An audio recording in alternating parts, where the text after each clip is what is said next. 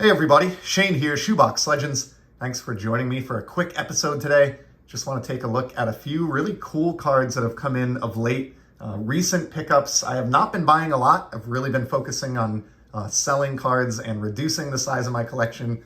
But I have a few fun ones here, including a monster, at least by my definition. Everybody's collection is relative to their own experience and hobby budget, but by my definition, got another monster in from the golden era of baseball, and so I'm excited to show that off, and I'll do that at the end of the episode if you want to fast forward to that. But before we get to that, I hope you'll stick with me because I have just a small handful of really cool cards here, starting with this Marker Doodle Mondays from our mutual best friend Scott over at Reindeer Studios. Now, I showed the most recent Marker Doodle Mondays video or two back, and I was asked in the comments if I got the Pedro Martinez, and it made me realize that I neglected to show that one on the channel.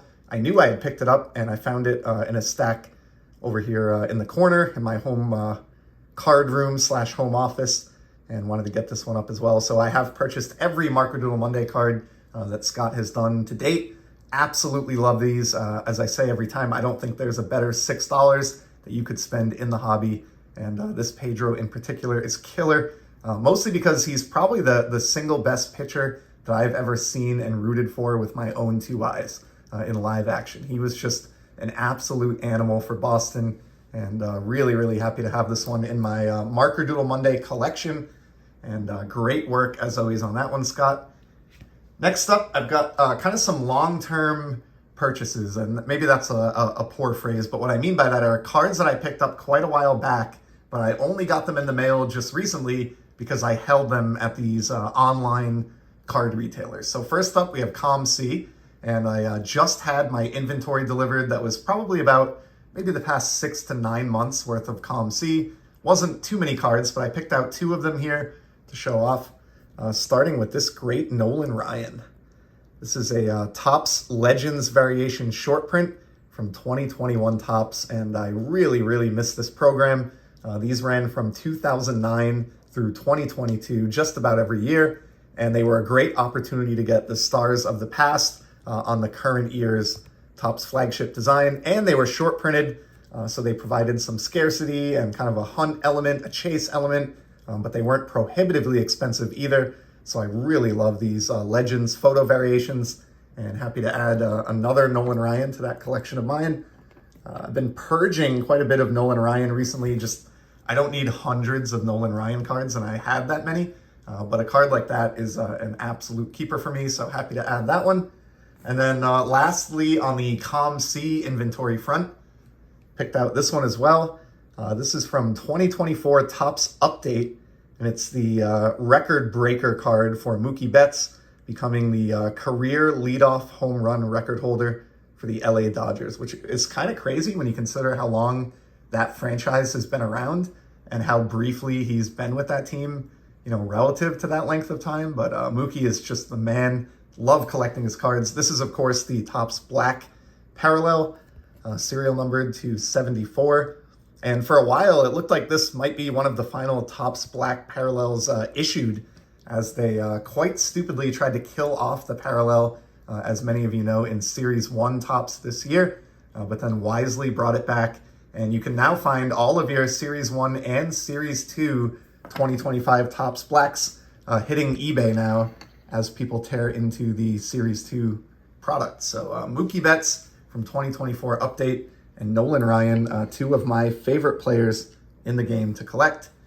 And then I've got 3 here. These are from Sportlots. Now, some of you know this, but many of you may not. Sportlots has a box service, and what this is exactly what it sounds like. They will keep a box of your purchases for you on your behalf at Sportlots, and then whenever you're ready, you can request shipment of your Sportlots box for kind of one flat rate, low-cost shipping. So many of the sellers that are on Sportlots, they'll charge you a certain amount to ship to your door. Let's say $4 for argument's sake, but that same seller may offer box shipping for 50 cents because they're sending cards into Sportlots on the regular, and they can just batch them up, and they save on shipping in turn, and they pass those savings on to you.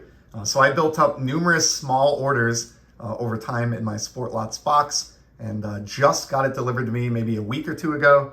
and I picked out 3 cards from the delivery, all from the same seller and all buyback cards, and all pitching greats at that. So we'll start with a player who is destined for the Hall of Fame in the future, Clayton Kershaw, and a great transition after that Mookie Betts card as well. Kershaw on his 2012 Topps release, and this is a 2016 65th anniversary buyback. So this would have been pack pulled twice, once in 2012 and once again 4 years later as a buyback. I don't have many Kershaw buybacks because as pitchers go, I think he is unquestionably the most popular 21st century pitcher in the hobby. But I was happy to find that one on Sportlots. I think just because it's a little known site. Got that for under $5. And then the other 2 are vintage greats on the mound.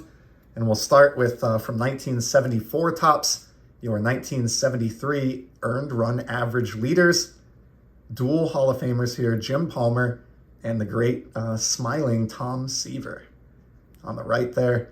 And in case that wasn't enough Seaver, this one is from the 2014 Topps buyback program. So this came out in a pack for a second time 40 years after a collector pulled it out of a pack for the first time back in 1974. And I just think that is so cool. One of the many reasons why I just love these buyback cards. And then a couple of years after that, in 1976, this Tom Seaver was issued for the first time. And then it was reissued as a buyback also 40 years later in 2016. So 2 Tom Seaver cards that were twice pack issued 40 years apart. And these will both be vying for spots, of course, in my buyback Frankenset project in slots 206 and 600. Which, this one could be a little bit tough. Those even 100 numbers tend to have a lot of stars and really great cards. So we'll see how those Seavers do. And then last but not least, I teased it at the beginning of the episode. Let's make a little bit of space here. But I got a monster card in, by my definition, from the golden era of vintage baseball, the 1950s. And it is yet another 1953 Bowman card. It is the reason you have been looking at those 2 in the background. And I guess I'm on a kick all of a sudden with 53 Bowman, as those are my probably 2 biggest baseball pickups of the year that you're looking at there. And this one represents, probably the other one in that trifecta. Finally got myself the 53 Bowman color Stan Musial. Check this card out. And I got some glare in here, so apologies, it's a little bit light. Still sunny and hot here as I'm filming this, but just a gorgeous card. I have struggled for a long time to find my copy of this card. I wanted one that's got decent centering. It does not need to be perfect for me, but it does need to be something that's good enough that it doesn't distract the eye immediately to the centering. And I think I have succeeded on that with all 3 of these big Bowman color cards. And then really with this one, a big problem is snow over the image. And as you can see here, if it's coming across on video, this is a very, very clean image. Really no snow here, well centered. And this is the only copy of this card that I will ever need. I don't care when it comes to these about PSA or SGC or what the grade is or anything like that. I just want cards that look like these, that are authenticated by somebody that I trust, because I am buying these over the internet, sight unseen. But I felt really confident in this one based on the images that I saw in the auction. It was actually a buy it now or a best offer, and was able to work with the seller over a course of a few offers and a few messages and get this thing down to a price point where I felt really comfortable. And thanks to all the selling and condensing I've been doing of my collection, all of these cards didn't really cost me anything out of pocket.